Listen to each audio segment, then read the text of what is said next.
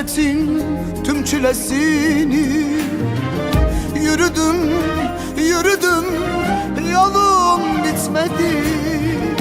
Yükledim hasretin tüm çilesini yürüdüm, yürüdüm, yolum bitmedi. Ey, ey, meğer ne ağırmış aşkın bedeli. Ödedim, ödedim, borcum bitmedi. Ey, ey, ey. Ödedim, ödedim, borcum bitmedi.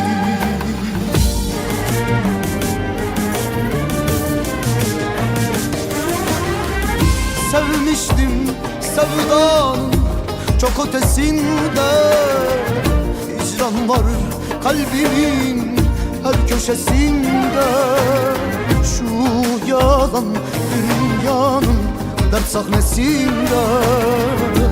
Oynadım, oynadım, rolüm bitmedi.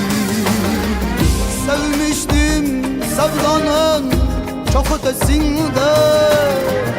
Hicran var kalbimin her köşesinde. Şu yalan dünyanın dert sahnesinde. Oynadım, oynadım, rolüm bitmedi.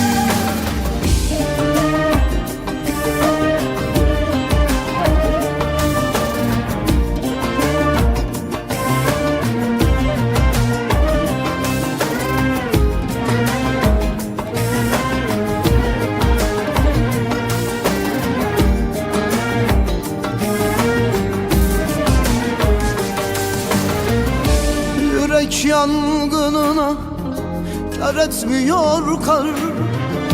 Bu koskoca şehir sanki dört duvar. Yürek yangınına kar etmiyor kar. Bu koskoca şehir sanki dört duvar. Nehirler, ırmaklar taşacak kadar. Ağladım, ağladım, yaşım bitmedi.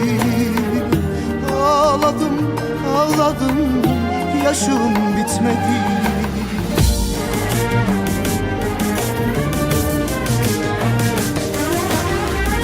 Sevmiştim sevdanın çok ötesinde. Hicran var kalbimin her köşesinde.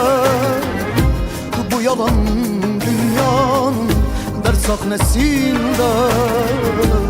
Oynadım, oynadım, rolüm bitmedi. Sevmiştik sevdanın çok çok ötesinde. Hicran var kalbimin her köşesinde. Şu sahte dünyanın dert sahnesinde. Oynadım, oynadım, rolüm bitmedi.